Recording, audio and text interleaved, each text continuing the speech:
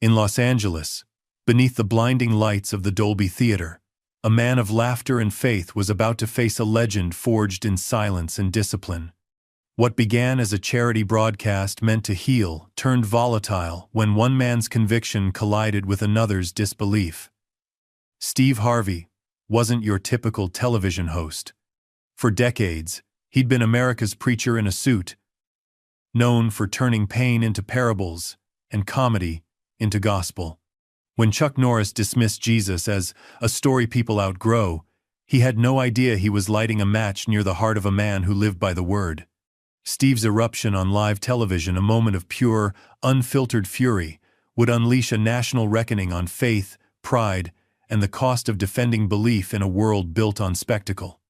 What began as a night of unity and hope would become a crisis of identity broadcast to millions. The Dolby Theater, once a stage for legends, would become the altar where one man's devotion met its breaking point. Before we jump back in, tell us where you're tuning in from, and if this story touches you, make sure you're subscribed, because tomorrow I've saved something extra special for you. The Dolby Theater pulsed with electric anticipation. Every seat filled, every light blazing, every camera angled to capture what promised to be the fundraising event of the year. Legends of Strength glowed in massive gold letters across the stage, while screens throughout the venue displayed the running tally of donations already surpassing $8 million for children's hospitals nationwide. Backstage, Steve Harvey adjusted his immaculate suit jacket, the deep burgundy fabric catching the light as he checked his reflection one last time. He rolled his shoulders back, closed his eyes, and whispered the same prayer he'd said before every show for 30 years. Lord, use me tonight.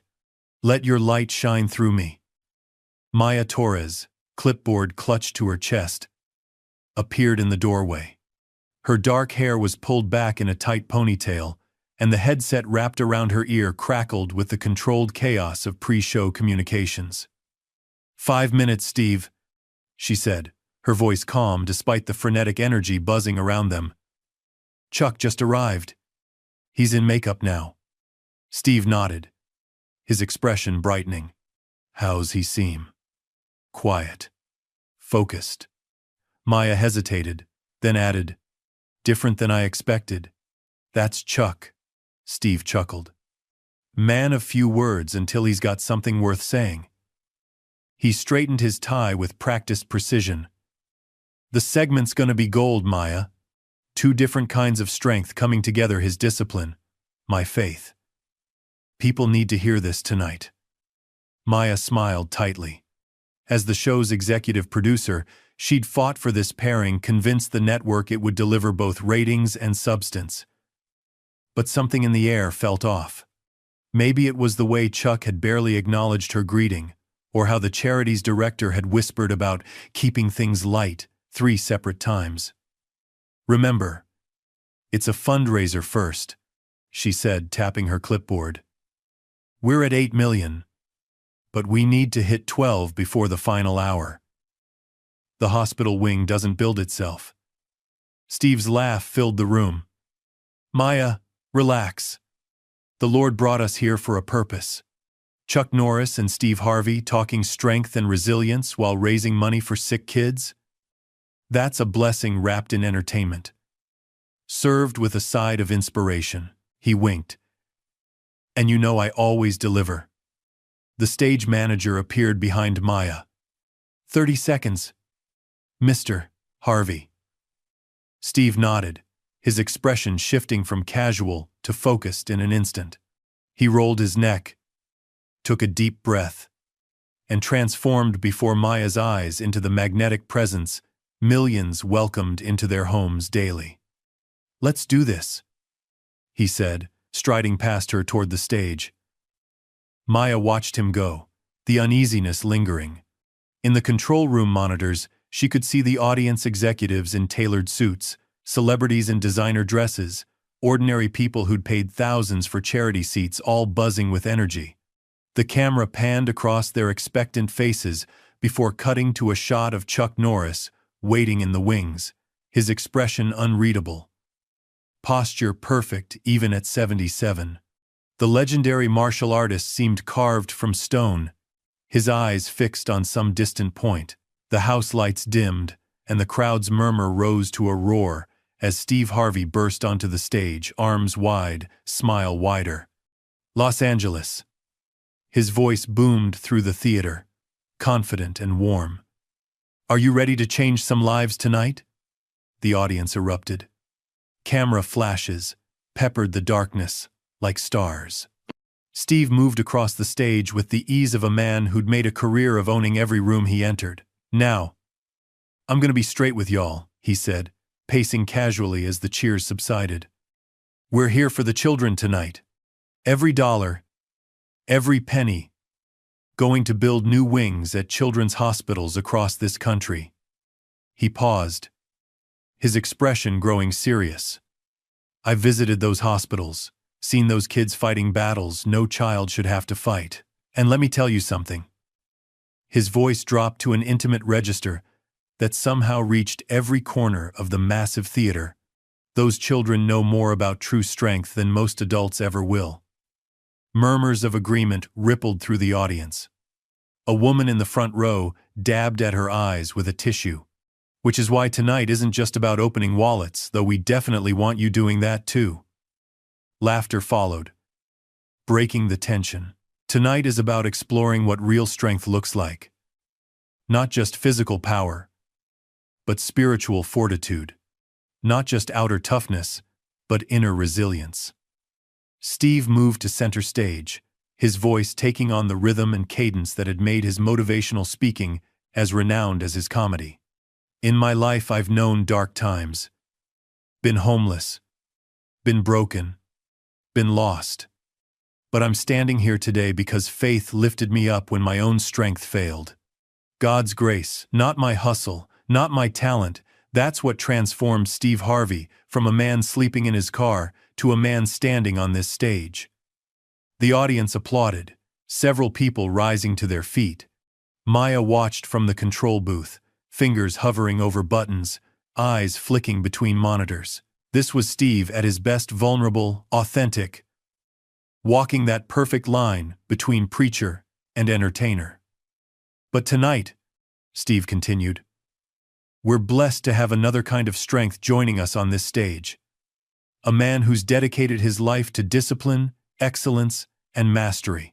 A legend who's shown the world what happens when you commit fully to perfecting your craft. The audience began to stir with anticipation. Camera operators adjusted their angles. Ladies and gentlemen, please welcome a true American icon, a man whose name has become synonymous with unstoppable force. Mr. Chuck Norris. The crowd erupted as spotlights swiveled toward stage left. The iconic theme from Walker, Texas Ranger filled the theater as Chuck Norris strode out, his movements deliberate and controlled, not a hint of the stiffness one might expect from a man his age. He wore a simple black suit, no tie, his bearing military straight. His weathered face bore the slight hint of a smile, not the broad grin of a entertainer, but the measured acknowledgement of a warrior. Steve met him center stage, arms outstretched. They embraced briefly. A contrast of styles, Steve's ebullient energy against Chuck's stoic reserve. The man, the myth, the legend, Steve announced as they separated.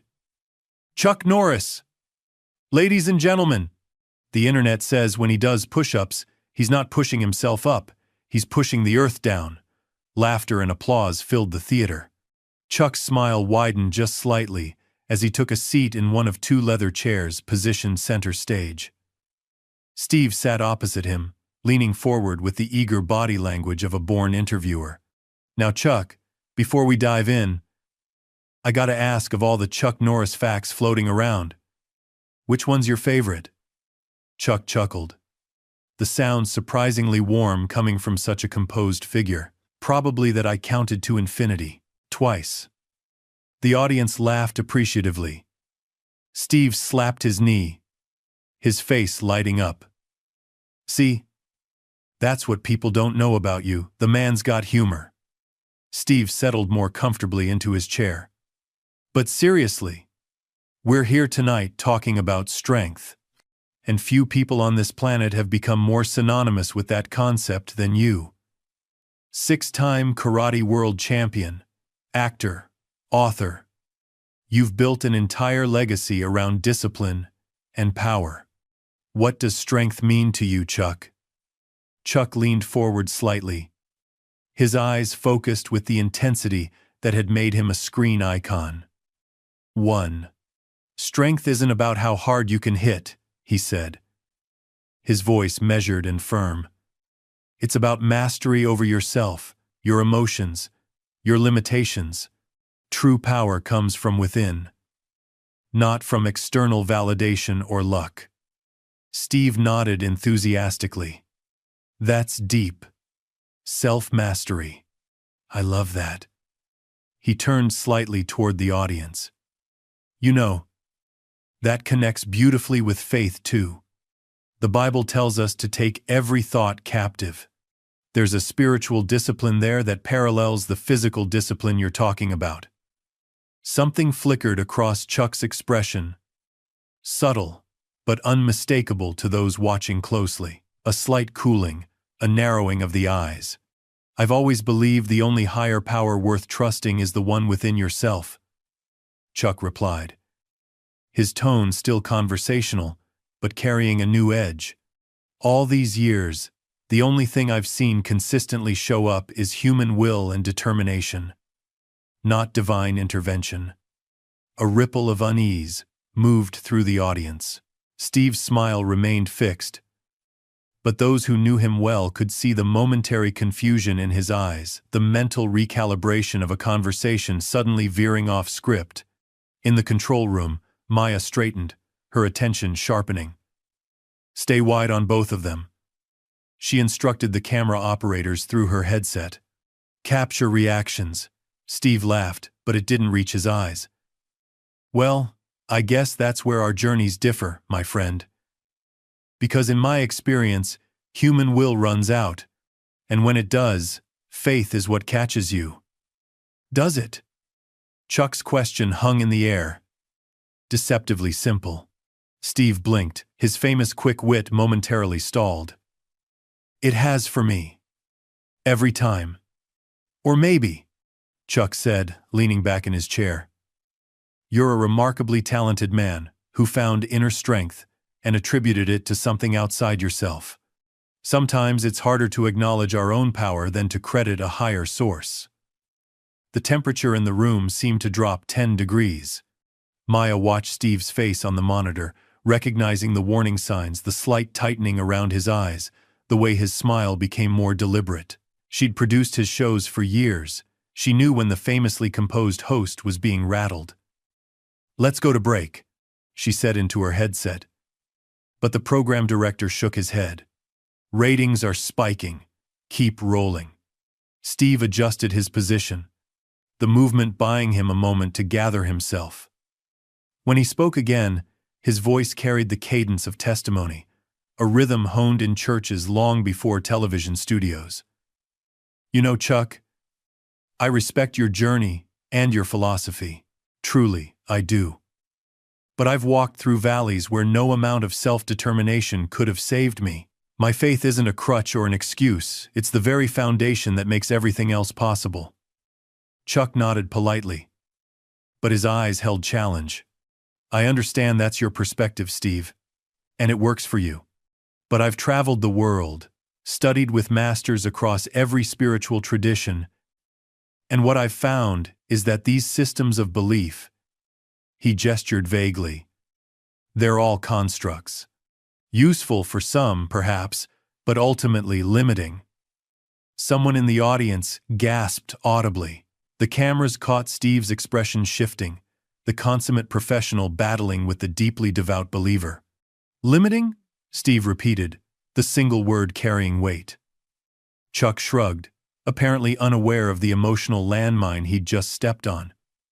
Religion packages universal truths in mythology.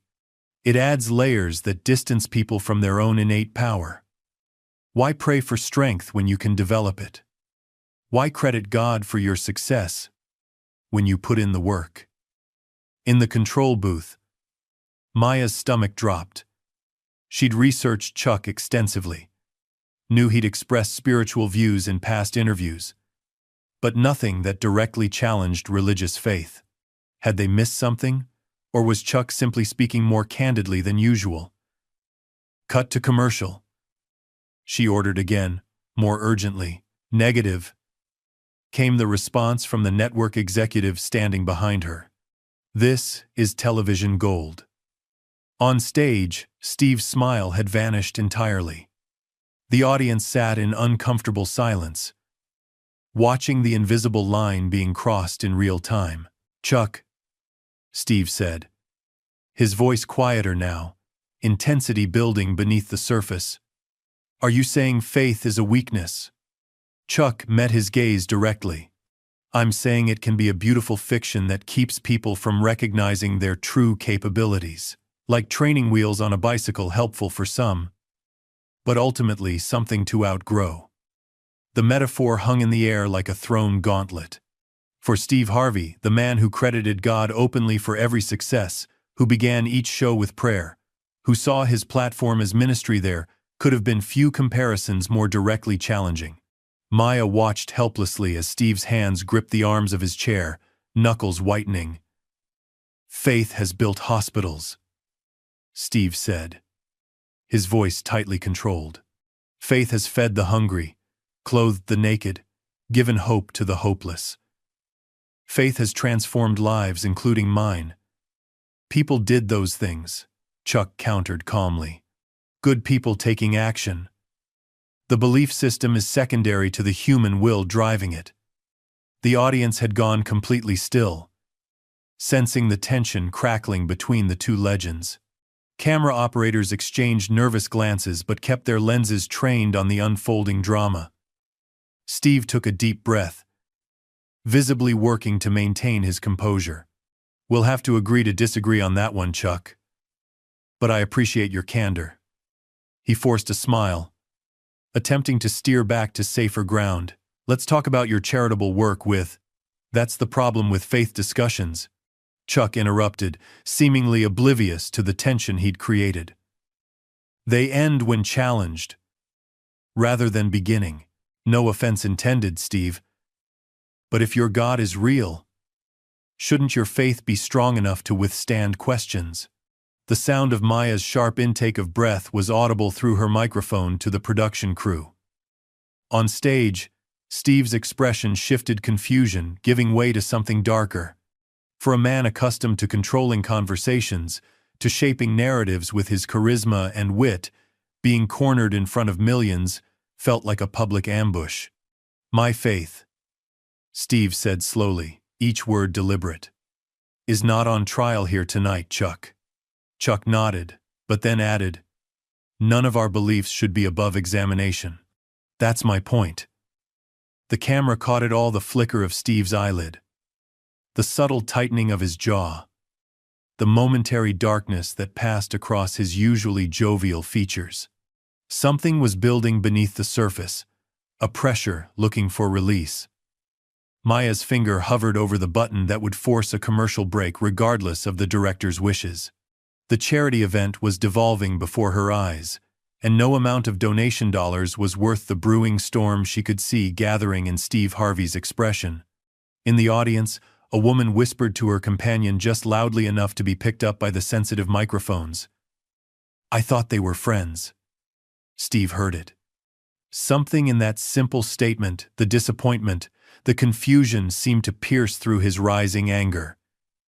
He closed his eyes briefly, centering himself. "You know what, Chuck?"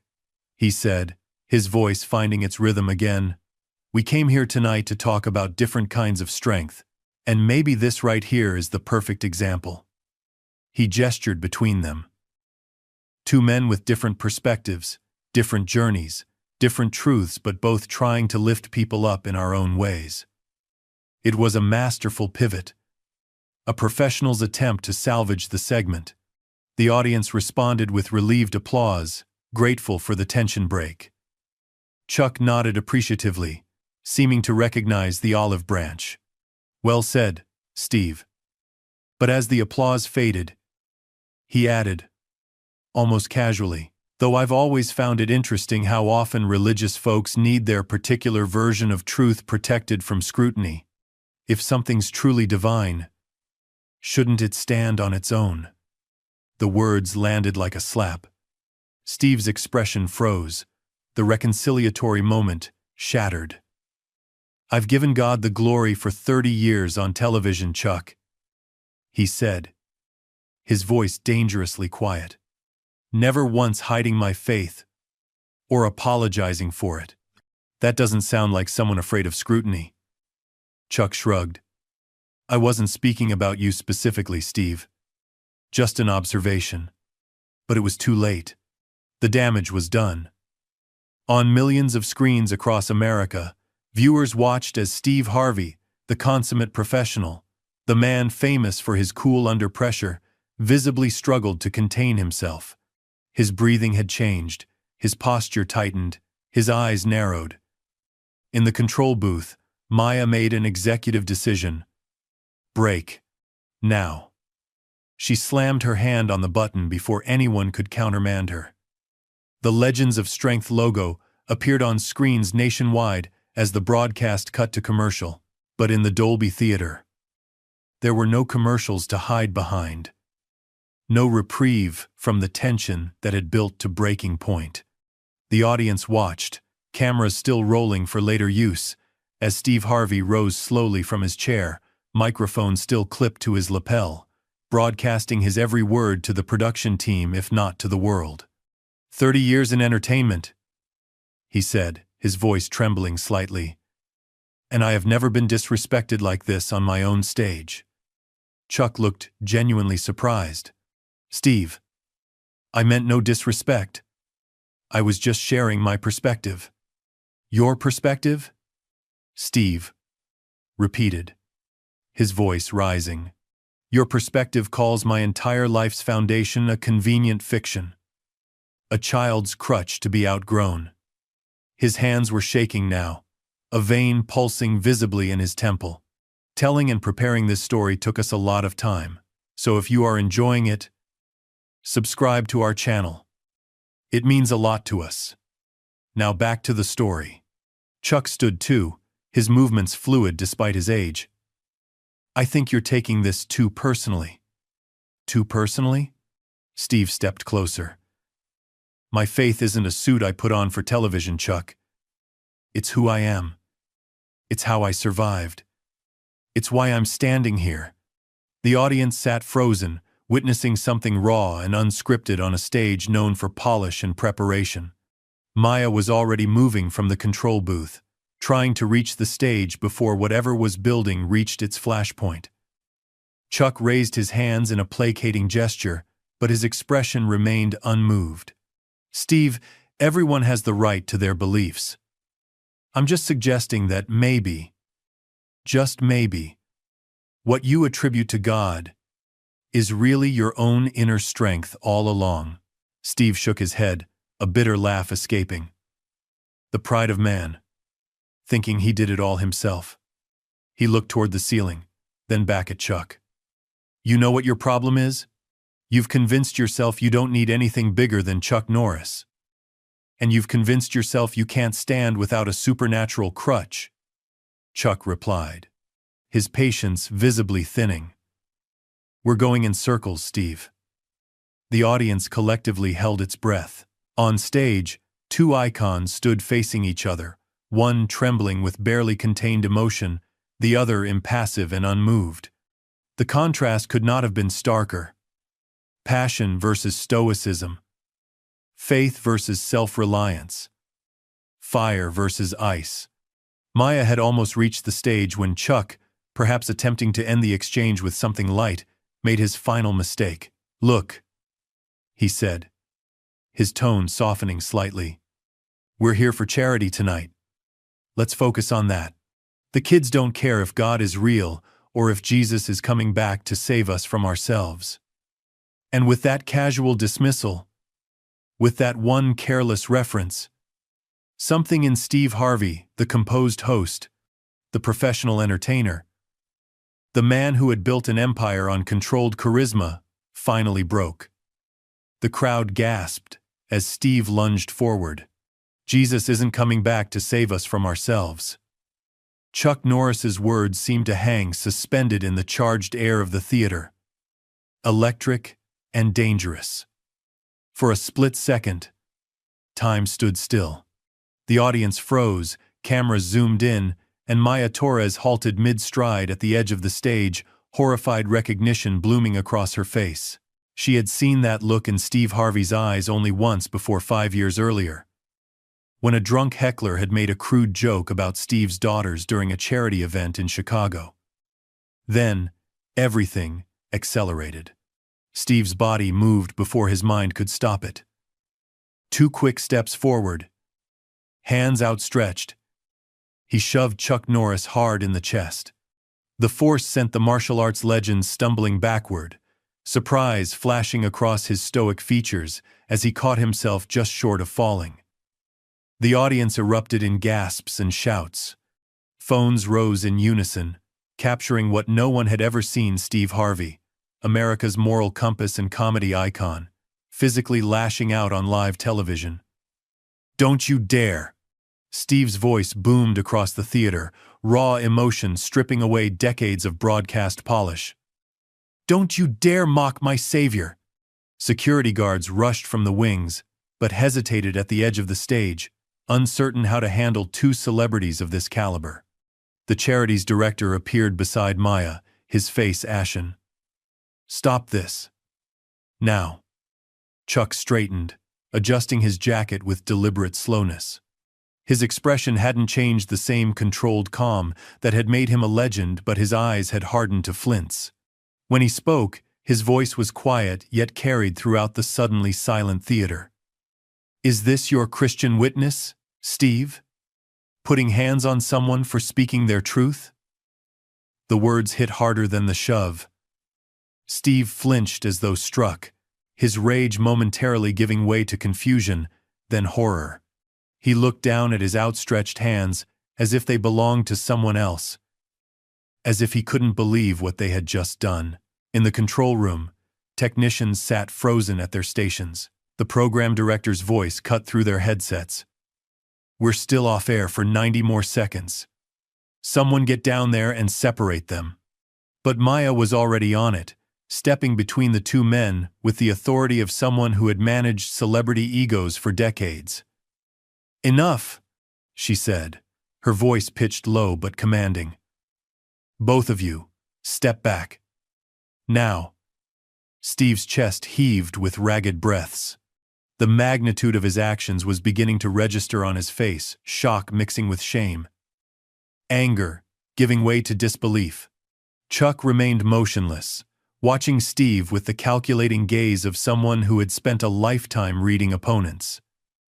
"I'm sorry," Steve finally managed, the words sounding inadequate even to his own ears.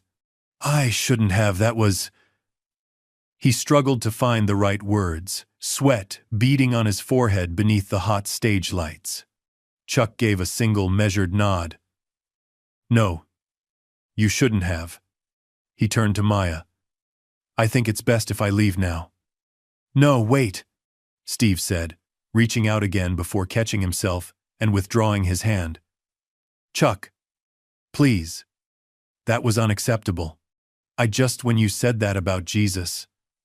70 seconds to air crackled through Maya's earpiece. She made a split-second decision. "Steve, go backstage. Now." "Chuck, please give us a moment to sort this out." Security had finally moved onto the stage, creating a subtle barrier between the 2 celebrities.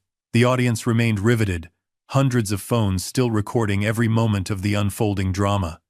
In the front row, Reverend Cole, Steve's longtime spiritual mentor, who had been invited as a special guest, stood with his hand over his heart, his expression pained as he watched his friend unraveling.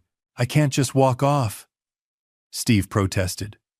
"The fundraiser, the children, is exactly why you need to step away right now." Maya finished firmly. We have other segments prepared. I'll handle it. Conflict played across Steve's face, the professional in him battling the wounded believer. Finally, with a nod that looked physically painful, he turned and walked off stage, shoulders hunched in a posture so unlike his usual confident stride that audible murmurs of concern spread through the audience. Chuck watched him go, then turned to Maya. I think my participation in tonight's event is over. His voice was calm, but final. Chuck, please. Maya lowered her voice so only he could hear. Steve was wrong to put his hands on you, no question. But I've never seen him like this. What you said about Jesus was my honest opinion. Chuck finished. I didn't come here to pretend to be something I'm not. Maya. I came to support the charity and have a conversation about different philosophies of strength. He glanced toward where Steve had disappeared backstage. I didn't expect a physical confrontation for challenging religious beliefs. 30 seconds. The voice in Maya's earpiece warned. She made a desperate calculation. Can you at least stay until the commercial break ends?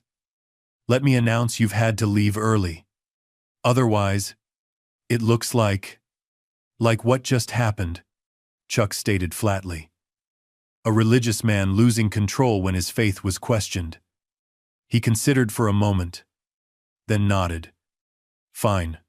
1 more minute, for the children's charity. Then I'm gone. Maya sagged with relief.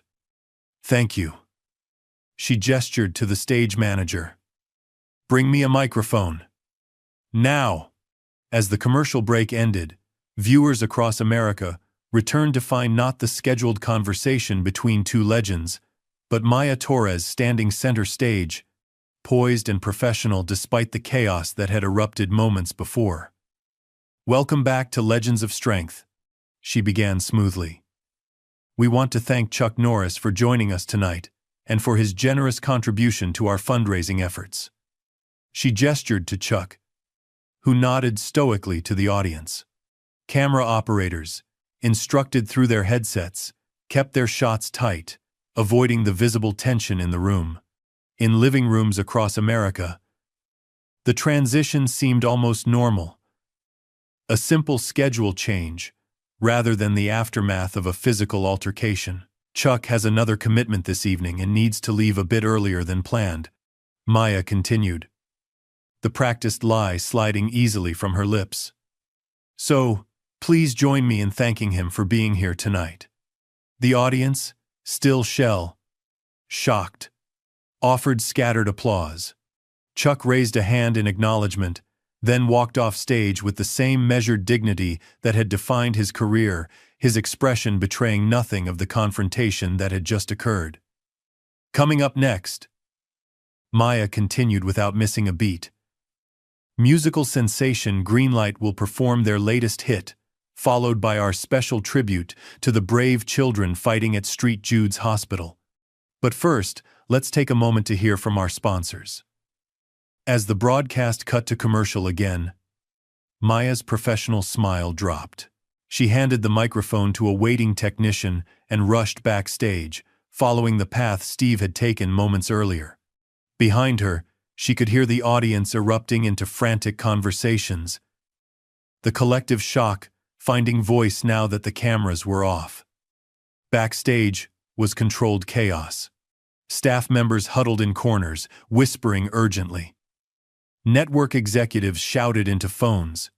In the green room doorway, Maya found Reverend Cole speaking quietly with the charity's director, both men wearing expressions of grave concern. Where is he? She asked without preamble. Reverend Cole pointed toward Steve's dressing room. In there. Won't open the door. And Chuck? Already left through the back exit, the charity director replied, his voice tight with barely controlled panic. No statement. No comment to press. Just gone.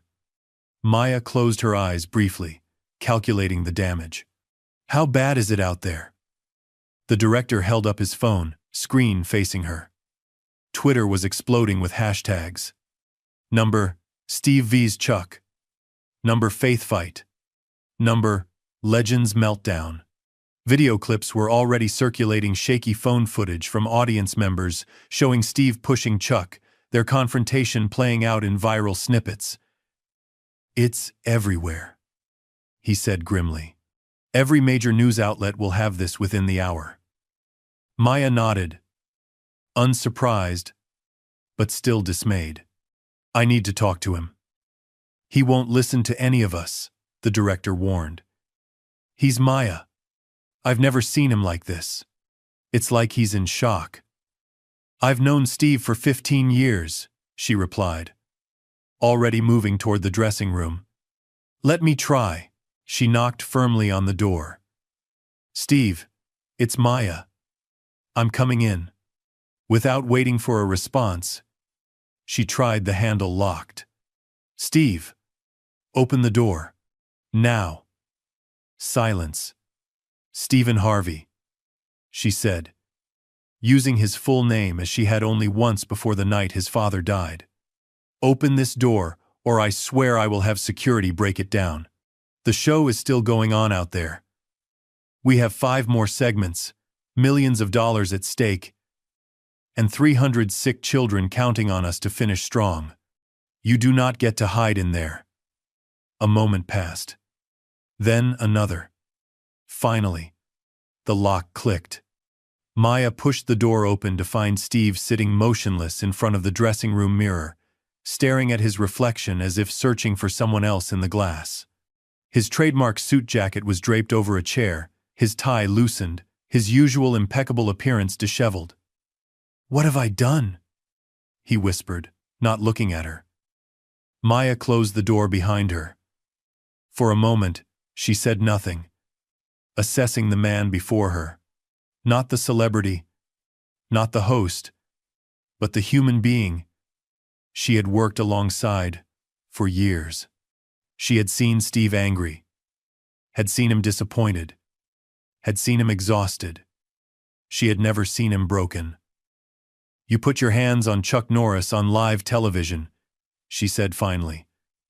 Her voice matter-of-fact but not unkind, or at least on what would have been live television if I hadn't cut to commercial 3 seconds earlier.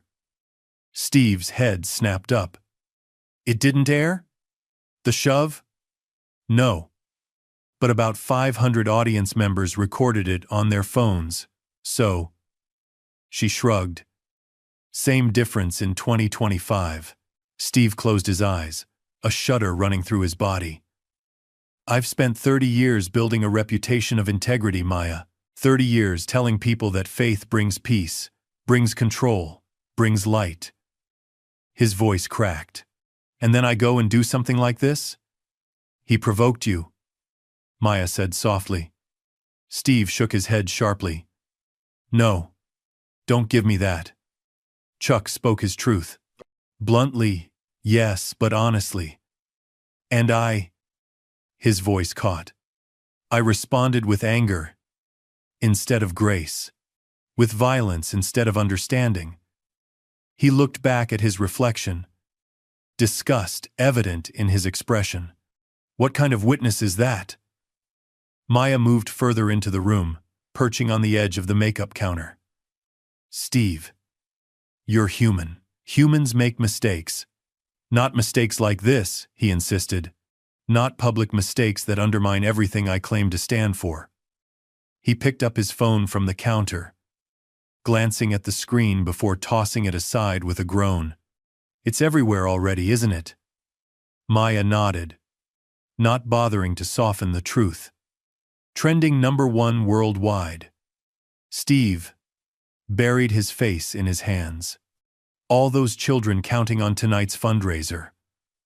All that good that was supposed to come from this event. And I let my ego, my pride, my need to defend myself ruin it. A knock at the door interrupted them. Reverend Cole's voice came through. "Steve? May I come in?" Steve looked up, naked fear in his eyes. "I can't face him, Maya." Not right now. You can, and you will, she replied firmly. If there's anyone you need to talk to right now, it's him. She moved to the door and opened it, giving the Reverend a small nod before stepping out to give them privacy. Reverend Cole entered quietly. His tall frame stooped slightly with age, his dark skin contrasting with silver hair, cropped close to his scalp. He had been Steve's spiritual mentor for decades, the man who had guided him through his darkest moments and celebrated his greatest triumphs. "Son," he said simply, his deep voice filling the small room. The single word broke something in Steve. His shoulders began to shake, tears welling in his eyes. "I failed, Reverend. I failed so badly." The older man moved forward, placing a hand on Steve's shoulder. "Yes, you did." The blunt agreement startled Steve enough that he looked up. "You expected me to say you didn't?" Reverend Cole asked, a hint of sad amusement in his tone. "That would be a lie. And neither of us has time for lies right now." He pulled up a chair, sitting directly across from Steve, their knees almost touching. "You lost your temper. You put hands on another man in anger. You let your pride overcome your witness." Steve flinched at each statement, but nodded. "And now," Reverend Cole continued, "you have a choice. You can hide in here, ashamed, letting this moment define you. Or you can walk back out there, humbled but not defeated, and show people what real faith looks like. Not perfect faith, but faith that can acknowledge failure and seek reconciliation." "How?" Steve asked, the word raw and desperate. "How do I face all those people? How do I finish hosting this event, knowing what they just saw me do?" "With the same grace you preach about," Reverend Cole replied simply. "The world doesn't need more perfect Christians, Steve. Lord knows we've had enough of those frauds. The world needs believers who fall down in public and get back up anyway, who show that faith isn't about never making mistakes, it's about how you respond when you do." Steve was quiet for a long moment, absorbing the words. Outside the dressing room, they could hear the muffled sounds of the event continuing, music playing, the audience responding, the machinery of entertainment grinding forward despite the chaos backstage. "Chuck is gone?" he finally asked. Reverend Cole nodded. "Left immediately. No statement. I need to apologize to him. Publicly, privately, whatever it takes." "Yes, you do," the Reverend agreed. "But first, you need to go back out there and finish what you started. There are children counting on tonight's fundraiser, Steve. Your mistake doesn't change that." Steve looked down at his hands, the same hands that had pushed Chuck Norris in a moment of blind rage. "I don't know if I can face them, Reverend, all those people. All those cameras." "Of course you can," Reverend Cole said firmly. "Because you're not going out there as perfect Steve Harvey, master of ceremonies. You're going out there as a flawed man who just showed the world exactly how human he is." He leaned forward, catching Steve's gaze and holding it. "Your credibility as a polished entertainer might be damaged, son. But your authenticity as a believer who struggles just like everyone else, that's never been stronger." The words seemed to reach something deep in Steve. He sat straighter, wiping roughly at his eyes. "I've spent my whole career being in control," Steve said softly, "being the voice of reason, the moral compass. What happens when the world sees that's not always true?" "Then the world sees something real," Reverend Cole replied. "Something honest. And maybe, just maybe, that honesty reaches more people than your polished perfection ever did." Steve took a deep breath, smoothed his tie, and reached for his jacket. "I need 5 minutes to get myself together. Then I'll come back out." Reverend Cole nodded, patting Steve's shoulder as he stood. "I'll be praying for you, son. Not for your image or your career, for your peace. After the Reverend left, Steve remained seated, staring at his reflection. The face, looking back at him, seemed somehow different, the same features but with the mask of confidence stripped away, revealing the vulnerability beneath. His phone buzzed again on the counter. Another notification. Another mention. Another clip spreading across the internet. Steve ignored it, instead closing his eyes and doing something he hadn't done in years, praying without performance, without eloquence, without certainty. "Lord," he whispered, voice cracking, "I don't have pretty words right now. Just help me make this right." The backstage corridor felt miles long as Steve Harvey made his way back toward the stage. Production assistants flattened themselves against the wall as he passed, their expressions a mixture of concern and curiosity. The muffled sound of applause filtered through from the main theater, the musical act finishing their performance, buying Steve precious minutes to prepare himself. Maya intercepted him before he reached the stage wings. Her clipboard clutched tightly against her chest, headset still buzzing with activity. "You okay?" she asked, her eyes scanning his face for signs of further breakdown. Steve adjusted his jacket, the familiar ritual helping to steady his nerves. "No," he admitted, his honesty surprising them both. "But the show goes on, right?" Maya nodded, relief evident in her posture. "The network wants to know if you're coming back out there, or if they need to find a replacement host." "Tell them I'm finishing what I started," Steve replied, straightening his tie with hands that still trembled slightly. "What's next in the program?" "The Street Jude's tribute. Then the donation tally. Then your closing remarks." Maya hesitated. "We can cut the closing if you—" "No," Steve interrupted firmly. "I need to address what happened. I owe that to everyone watching." Maya studied him for a moment, then nodded. "The teleprompter has the standard script for the tribute intro. After that, you're on your own." "I'm used to that," Steve replied with a ghost of his usual smile. From the stage, the musical director's voice announced, "Ladies and gentlemen, please welcome back your host for the evening, Mr. Steve Harvey." Maya squeezed his arm once. "Remember why we're here? The children." Steve nodded, took a deep breath, and walked onto the stage. The applause that greeted him was polite but reserved, nothing like the enthusiastic reception he'd received at the show's opening. The audience's energy had shifted, no longer simply entertainment consumers. They were now witnesses to a public fall, uncertain whether to embrace or reject the man before them. Steve approached the microphone, forcing himself to stand tall despite the weight of hundreds of evaluating stares. "Thank you," he said simply, the customary phrase buying him precious seconds to gather his thoughts. The teleprompter glowed with the prepared introduction for the Street Jude segment. But Steve found himself unable to return to business as usual without acknowledging what had occurred. "Before we continue with our program," he began, his voice steady but stripped of its usual performer's polish, "I feel I need to address what happened earlier this evening." A ripple moved through the audience. Phones rose higher, cameras focusing. "Many of you witnessed something I'm deeply ashamed of. A moment where I let anger overcome principle, where I responded to words with a physical action that violated everything I claim to stand for." Steve paused, swallowing hard. "There is no excuse for putting my hands on another person, no matter what was said.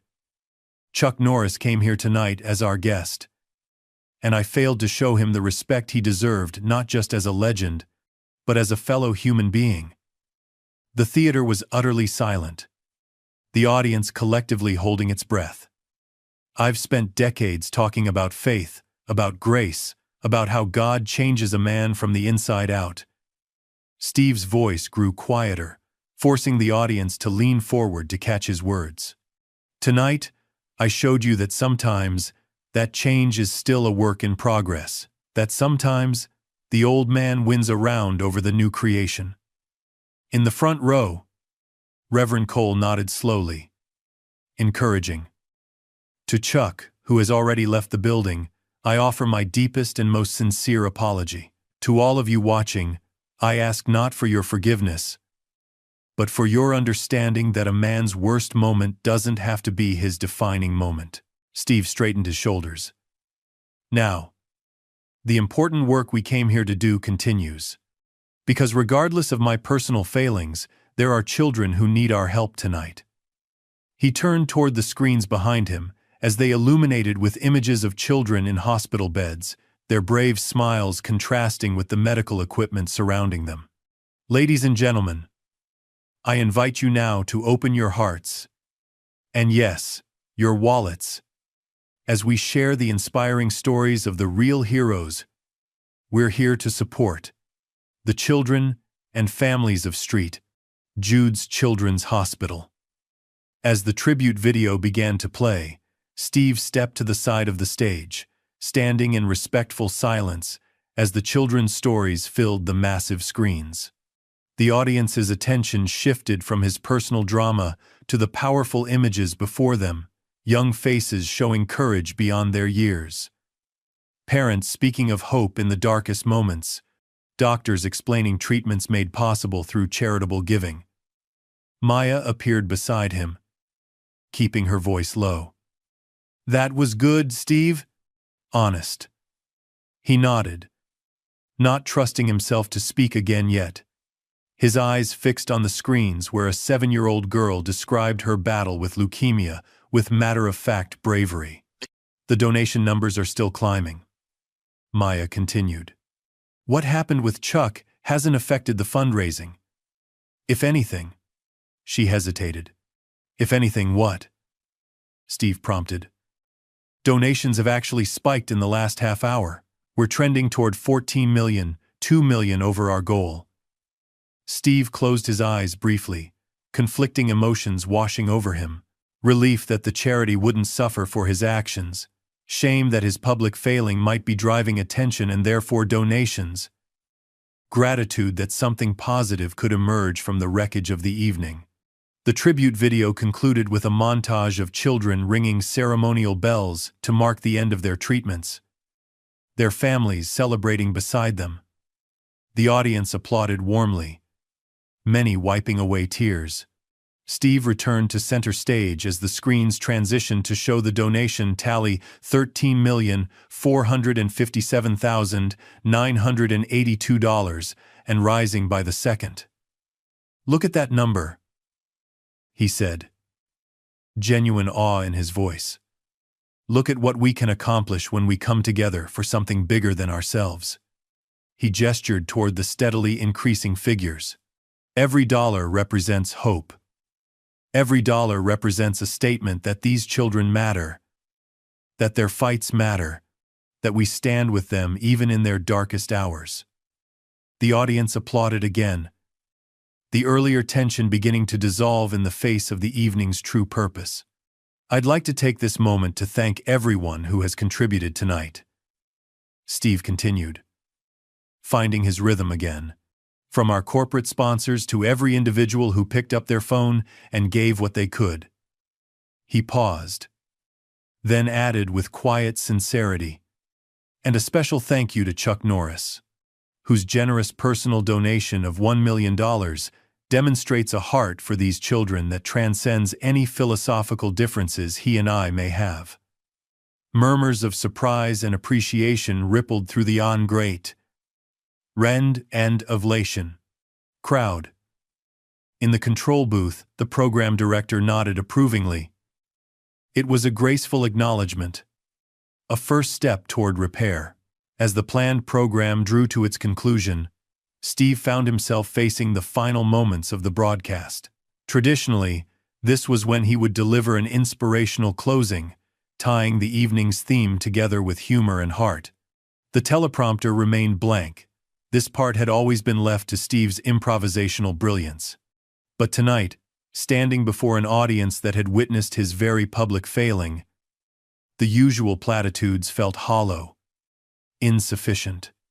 As we come to the end of our evening together, he began slowly, I find myself in an unusual position. Typically, this is where I'd wrap everything up with some wisdom, some inspiration, some call to action delivered with polish and certainty. He paused, looking out over the sea of faces. But tonight, I stand before you humbled.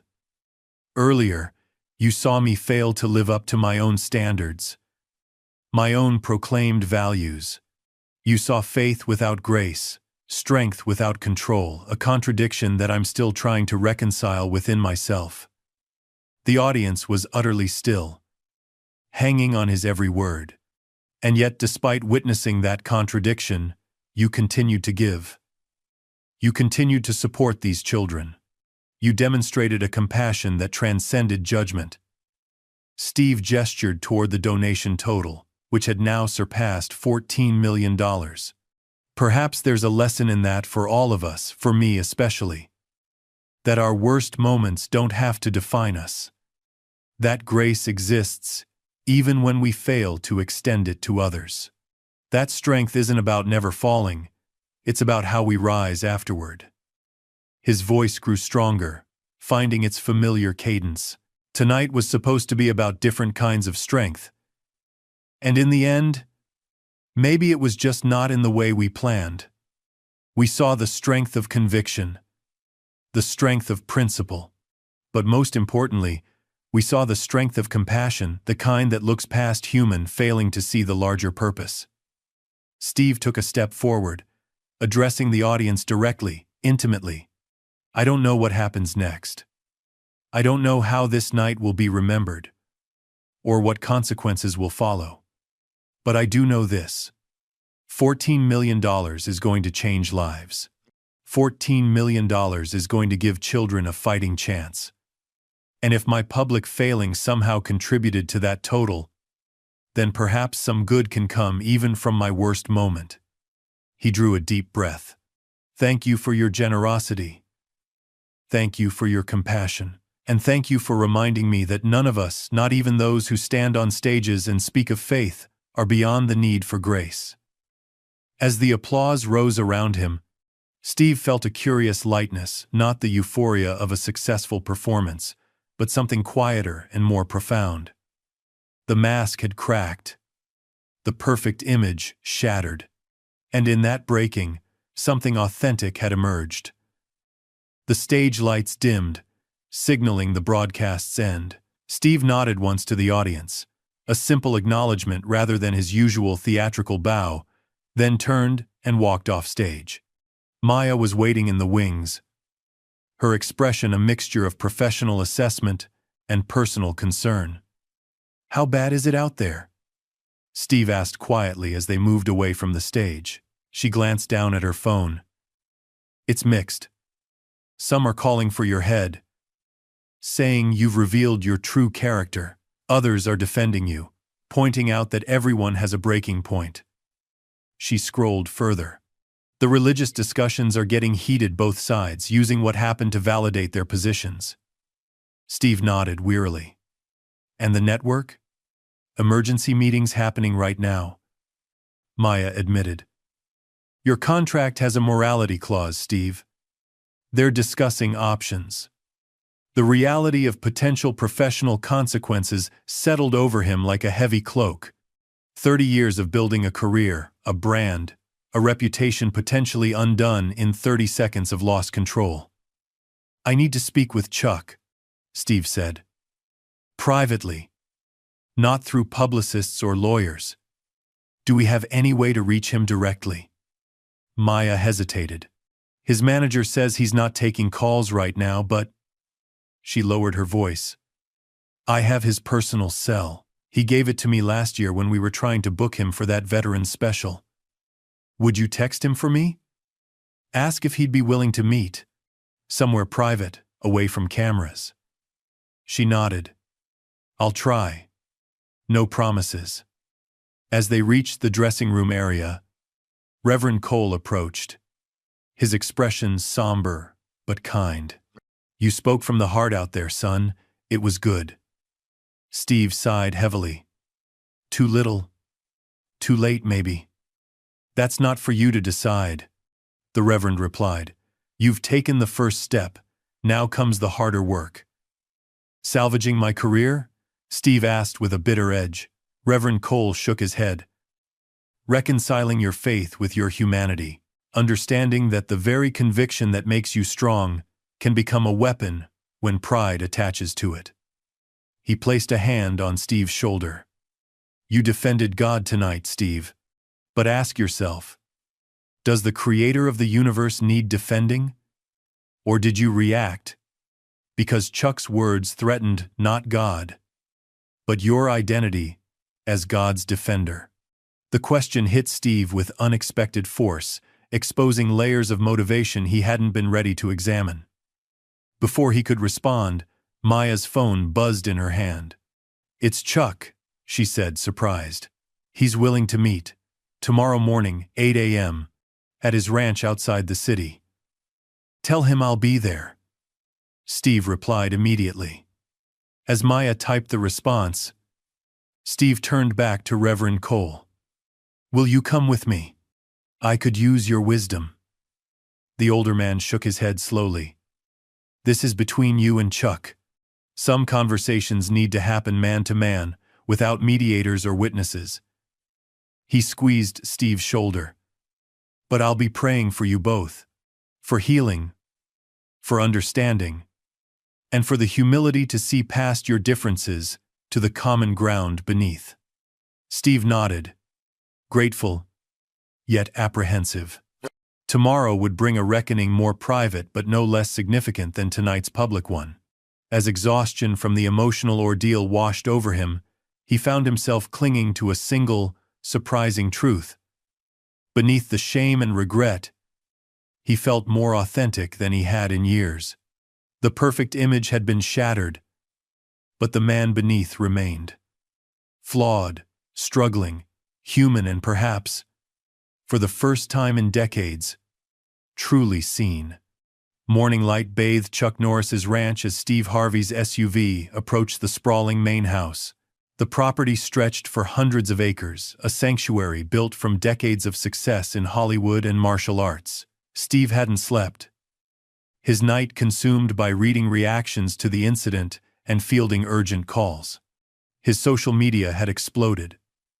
Morning shows were dissecting the confrontation on repeat, and network executives were deliberating his future.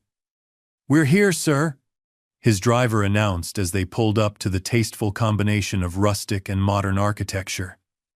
As Steve approached the entrance, the door opened before he could knock.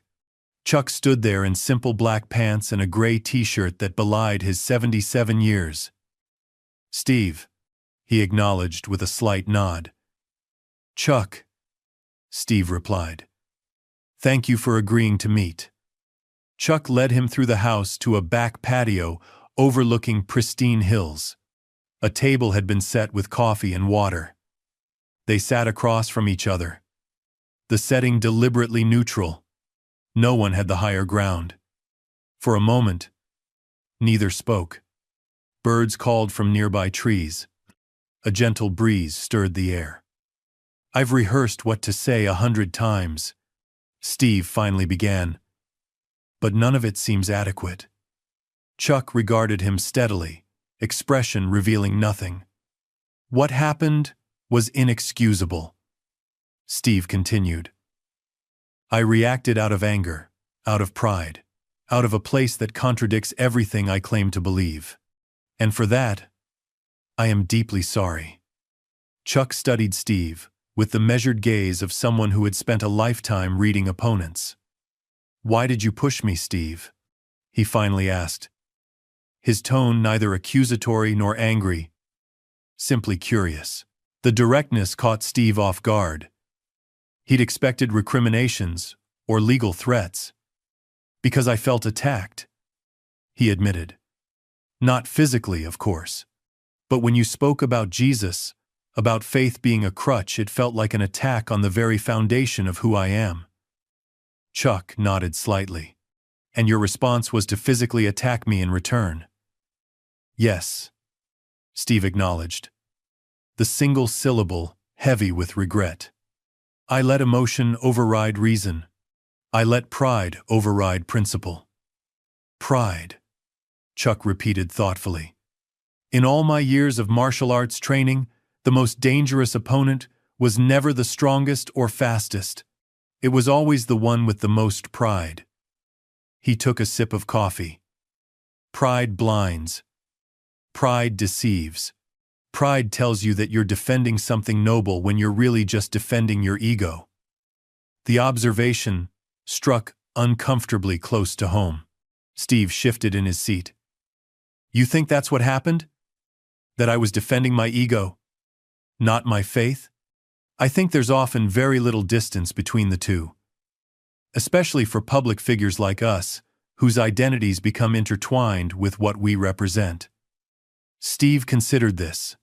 Maybe I've spent so many years being Steve Harvey, man of faith, that I can't separate the message from the messenger anymore. A hint of softening crossed Chuck's face. That's a problem we share. Though from different angles. I've spent decades being Chuck Norris, unbeatable warrior. Our public personas become prisons of expectation. The observation created an unexpected bridge between them, a moment of shared understanding. For what it's worth, Steve said, I still believe everything I said about faith. But I was wrong to react with anger when you challenged that belief.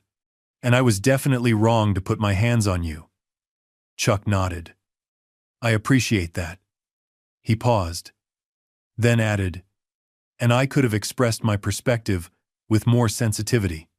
I wasn't trying to attack your faith. I was speaking my truth, as I always have.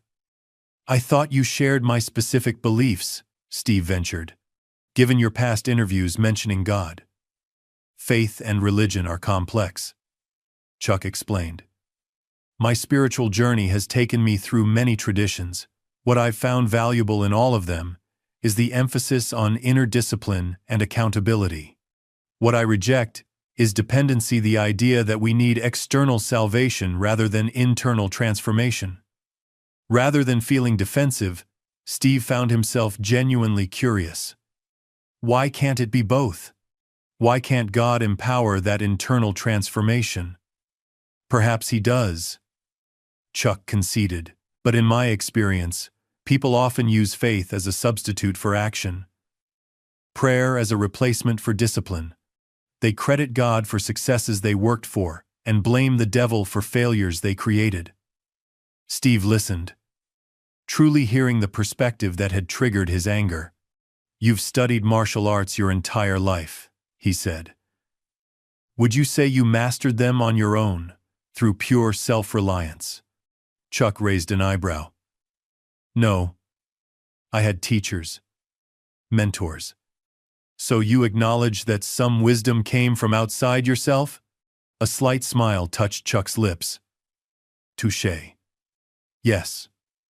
Of course. But those teachers were human. Tangible. They showed techniques I could see, principles I could test. And for people of faith, God functions similarly as the ultimate teacher. The wisdom may come through prayer rather than physical demonstration, but the principle isn't so different. Chuck considered this. Though I would argue, the feedback mechanisms are quite different. In martial arts, you know immediately if a technique works. In faith, you have to trust without immediate verification. Steve finished. They had found a rhythm now, a respectful exchange where disagreement didn't equal disrespect. This is the conversation we should have had on stage, Chuck observed. Steve laughed softly. Instead of me shoving you, yeah, the ratings would have been lower, but the content better. The shared humor shifted something between them, not erasing what had happened, but creating space for something new. What happens now, Steve? For your career? Steve sighed heavily. I don't know. The network's reviewing my contracts. Some sponsors are already backing away. 30 years of building a reputation, potentially undone in 30 seconds. "Do you want me to make a public statement?" Chuck offered. "Something about accepting your apology?" The offer touched Steve deeply. "That's incredibly generous, Chuck. But this is my mess to clean up. My actions, my consequences." Chuck nodded, respect crossing his features. "Accountability. That's something we can both agree has value. Speaking of which, did you really donate $1 million to the Children's Hospital after what happened?" "I did," Chuck confirmed. "The children had nothing to do with our disagreement. They shouldn't suffer because two grown men couldn't communicate effectively." The simple statement highlighted what Steve was beginning to see, that beneath their different frameworks, there existed core values they both honored. They talked for another hour, discovering unexpected points of connection. Both had grown up in poverty. Both had failed in early careers before finding success. Both valued discipline and integrity, despite expressing those values differently.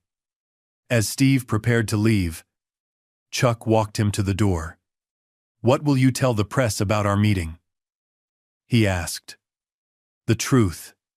That we had a long, honest conversation. That you showed me more grace than I deserved. That two men with different perspectives found common ground through listening rather than defending. Good luck, Steve. Whatever rebuilding you need to do, remember that the strongest structures often rise from the rubble of what seemed unbreakable." As Steve returned to his waiting car, he felt a curious lightness, despite the uncertainty ahead. The perfect image was gone. The flawless reputation shattered.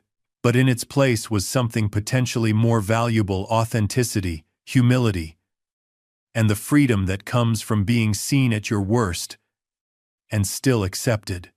The network conference room felt oppressively formal, all gleaming surfaces and ergonomic chairs. Steve sat alone on one side of the table, facing a row of executives, lawyers, and PR specialists on the other, a power dynamic established before a single word was spoken. Lawrence Edwards, the network's silver-haired CEO, sat directly opposite Steve, flanked by the head of programming and chief legal counsel. His expression was practiced neutrality. "Steve," he began, folding his hands on the polished surface, "I think we all understand why we're here today." Steve nodded but remained silent, following his lawyer's advice to listen more than speak. "The incident has created a significant situation for all parties involved," Edwards continued, sliding a document folder across the table. "We have several options before us. None ideal, but all necessary given the circumstances." Inside were 3 documents: immediate termination with cause, a negotiated exit with non-disclosure agreements, or a conditional return with substantial penalties and restrictions. "Before we discuss these," Steve said, his voice steady, "I'd like to know where the network stands beyond the legal perspective. Lawrence, you and I have worked together for 15 years. What's your honest assessment?" Edwards shifted uncomfortably at the personal appeal. "Professionally speaking, the incident has created significant challenges. Advertisers are concerned about association with unpredictable behavior. Social media metrics show negative reactions outweighing positive approximately 3 to 1. And, personally speaking?" Steve pressed. Edwards removed his glasses with a sigh. "Personally, Steve, I was shocked. I've known you to be a consummate professional, a man who consistently emphasized dignity and self-control. To see you react physically, on our platform, during a charity broadcast." He shook his head. "It contradicted everything I thought I knew about Steve Harvey." "That's fair," Steve acknowledged. "And I understand the position it's put the network in." "Do you?" Daniel, the younger head of programming, interjected. "We've got sponsors pulling millions in advertising, social media on fire with clips of our flagship host shoving a 77-year-old man on live television, and religious groups on both sides using the incident to push their agendas." He tapped the documents sharply.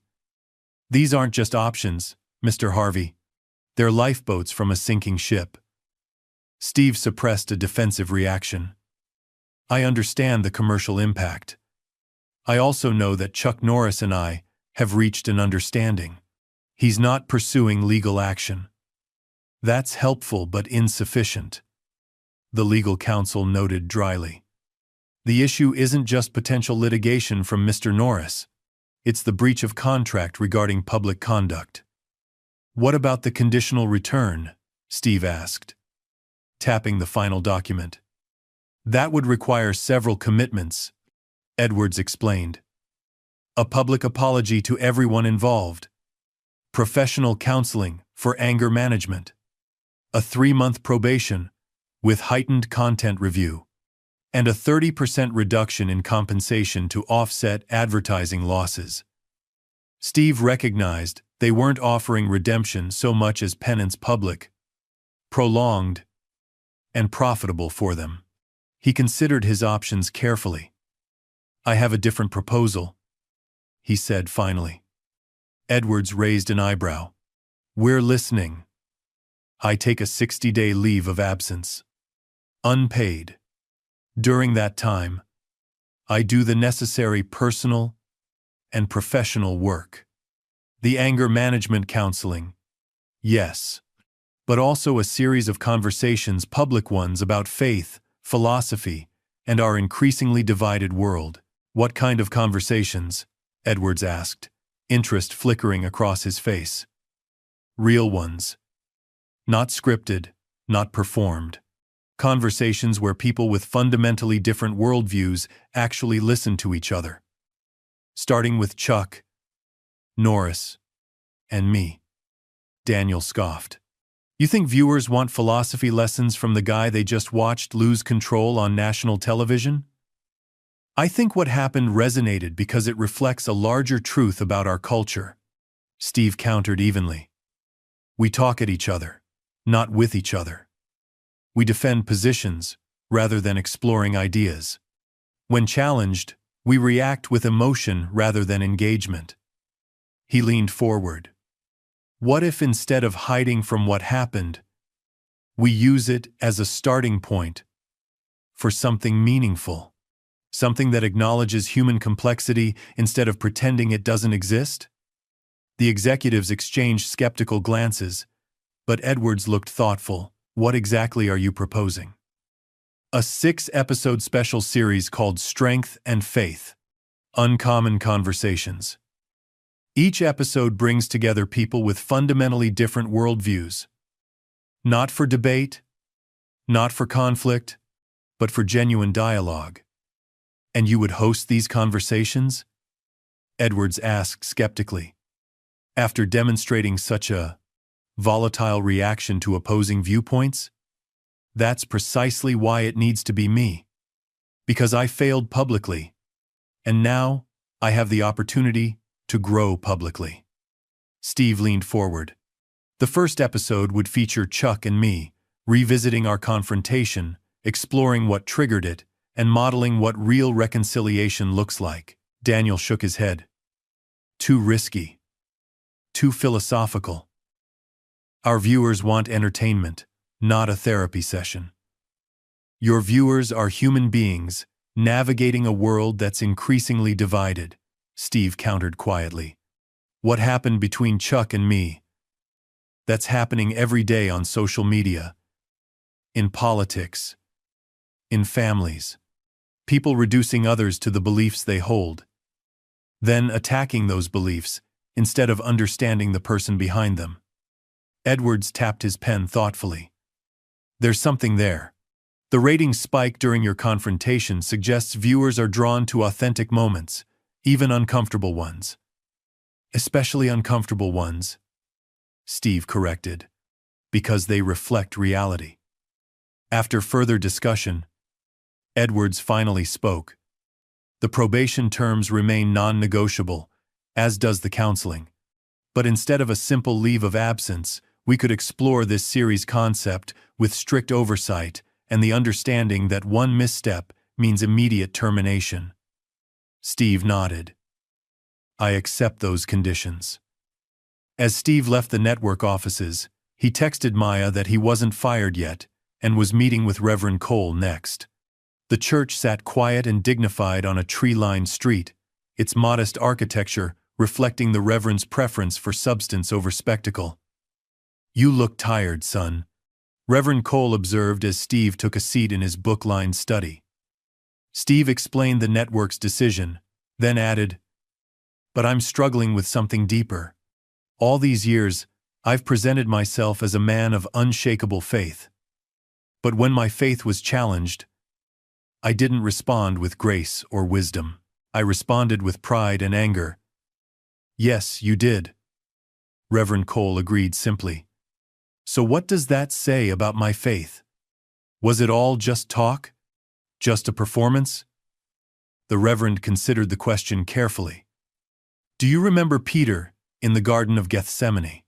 He cut off the soldier's ear when they came to arrest Jesus." Steve nodded. "So I'm in good company in my failure."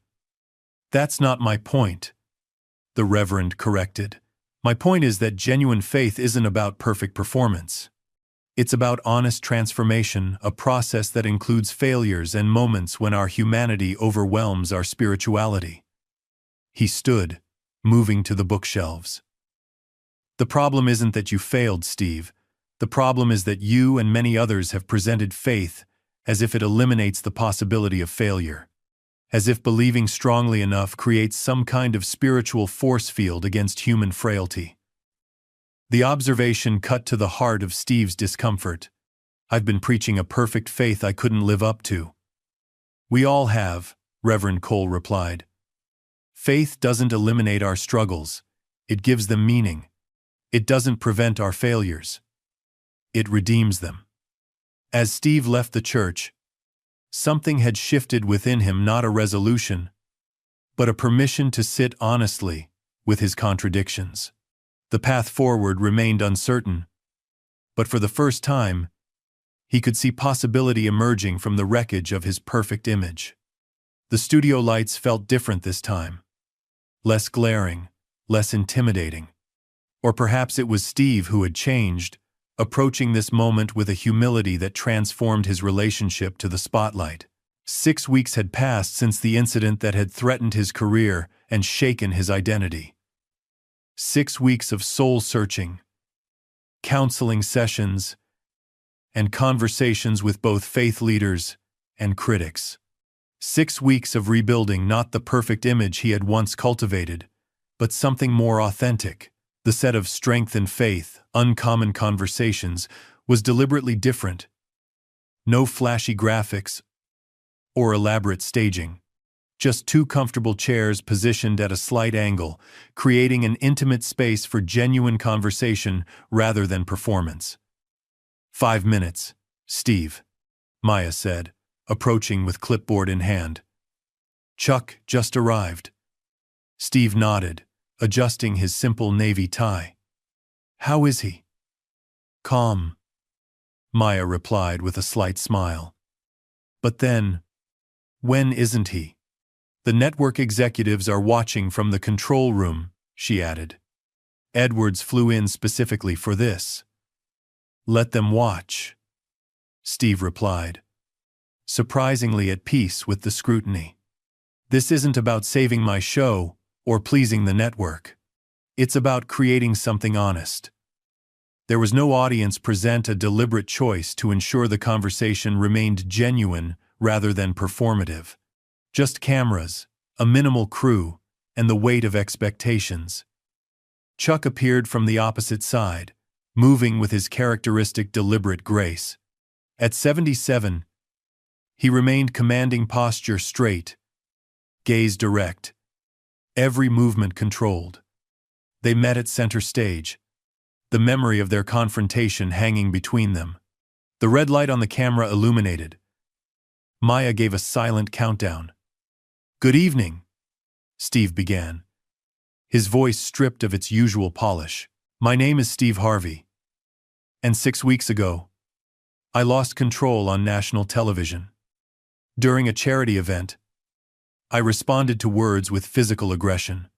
I pushed a man I respected because he challenged beliefs I hold dear. The camera pulled back, revealing Chuck seated across from him. That man was Chuck Norris, martial arts legend, actor, and cultural icon. And rather than condemning my actions, he agreed to meet with me privately, to have an honest conversation about what happened and why. Steve turned slightly toward Chuck. That conversation changed something in me. It opened doors to understanding that I had kept firmly closed through years of certainty. And it made me wonder what might happen if more of us were willing to truly listen to perspectives that challenge our own. He faced the camera again. That's the purpose of this series. Not to debate, not to convince, but to explore what happens when we approach differences with curiosity instead of defensiveness. Steve turned to Chuck. I'd like to start with the obvious question. When I pushed you that night, what went through your mind? Surprise. Primarily, Chuck answered with characteristic directness. Not at the disagreement I expected that when I expressed my views on faith, but at the physical response. You weren't afraid? Angry? No. Chuck replied simply. Those reactions require losing control of one's emotional state. My training has centered on maintaining that control, regardless of external circumstances. That's a stark difference in our approaches, Steve acknowledged, because in that moment, I lost all control. When you spoke about Jesus, about faith being something to outgrow, something in me snapped. Why do you think that happened? I think, Chuck began carefully, that you perceived my challenge to religious faith as a personal attack rather than a philosophical position. For you, faith isn't just a belief system, it's your core identity. Steve nodded. That's accurate. But here's what I've been reflecting on. Why was my faith so fragile that words could threaten it? If I truly believe what I claim to believe, why did I need to defend it with physical force? Their conversation continued, examining faith, strength, pride, and humility. Throughout, there was a quality rarely seen on television, not forced politeness, but genuine respect between two people, honestly engaging with different perspectives. As they neared the end, Steve turned toward the camera. We began by looking back at a moment of conflict, a moment when I allowed anger to override principle. It wasn't my finest hour, but sometimes our worst moments create opportunities for growth that our best moments never could.